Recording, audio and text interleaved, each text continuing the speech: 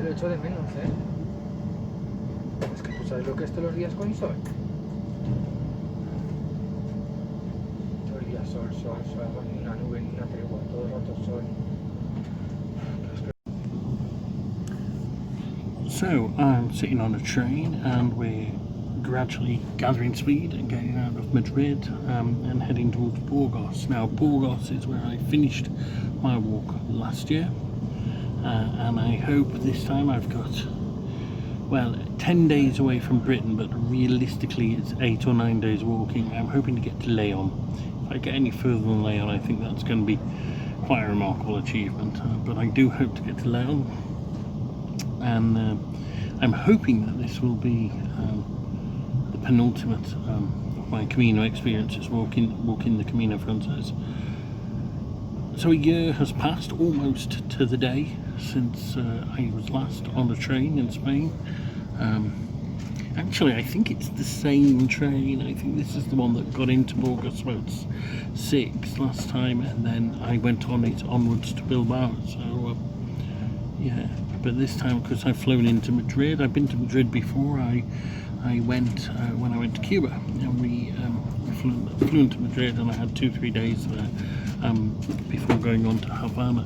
So it's not a city that I'm particularly bothered about seeing, but it is quite a pleasant city, and I may spend a day here when I return.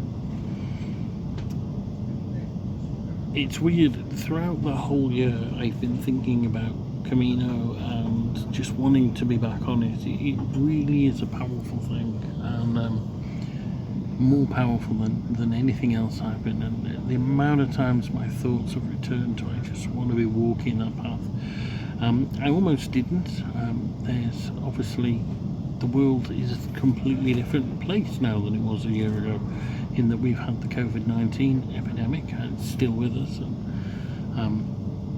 Spain and Britain have both got it pretty bad, so there's loads of COVID-19 precautions now. We have to wear these masks, you can't sit next to someone on the train and all that kind of stuff. And for me personally, the whole lockdown, although I appreciate it's been very bad for a lot of people, for me it's been a fantastic opportunity. It's been an opportunity for reflection and to do some of that kind of deep cleaning of parts of life. So I, for example, got a load of old photos out and actually scanned them in.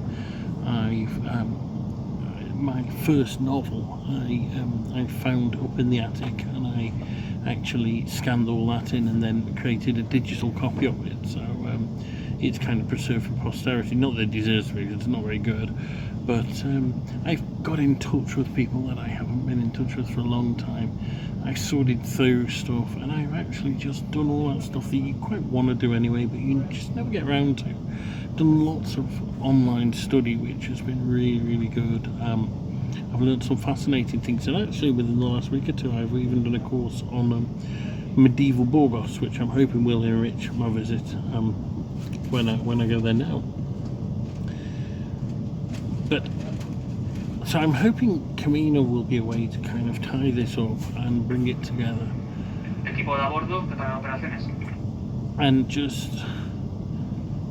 and maybe give some shape to it all. There's some fantastic people that I haven't been in touch with in years that I've contacted, and some of those connections have been really bad, and some of them are a bit difficult, maybe people that you didn't leave on the best of terms with. And I think a lot of my reflections on this pilgrimage are going to be about those things that I've kind of unearthed and that I've dealt with or started to deal with during the lockdown. The lockdown's given me that opportunity to do. So that's fun. Now it's just past 4 in the afternoon. We get into Burgos at I think it's about 6:30. I've got a hostel booked for the night, so I won't be doing any walking today, but I do hope to perhaps go to the cathedral and then begin my Camino there. So if there's a mass, that would be great, or even if I just go around and look in. So there we are. It's nice to be back in Spain, because one of the things that's changed in a big way is that I spent most of the lockdown actually learning Spanish, and one of the really fulfilling things is, you know, in the railway station, I've actually had a couple of conversations. I mean, nothing too deep, but it's the first time I've spoken Spanish to Spanish people ever in my life, properly, grammatically. I knew odd words and that before, and it's so great to be able to converse in a different language. It's such an amazing thing. Of course, I do speak Bulgarian and I speak Russian. I spoke them for years, and I remember the first time I had conversations in Bulgarian, how fulfilling it was. But actually, you know, some of that effort that I've put in, you know, every day has paid off a bit. And I could ask for a notebook, and I, you know, had a chat about some of the food, and I had a problem with my ticket, so I could discuss that. So that was really nice. But now the focus is on the pilgrimage. It's on Camino. I'm going to be going across the Meseta, which is traditionally the most boring bit. It's flat, big fields, easy walking, not a lot to do, take a lot of water with you apparently. And I guess my big fear, as last time, is that I won't meet anybody to walk with. And of course there are a lot less people around this time. And Meseta is one of the quieter sections anyway. But even if I don't, I think the time for reflection will be good. And so, you never know.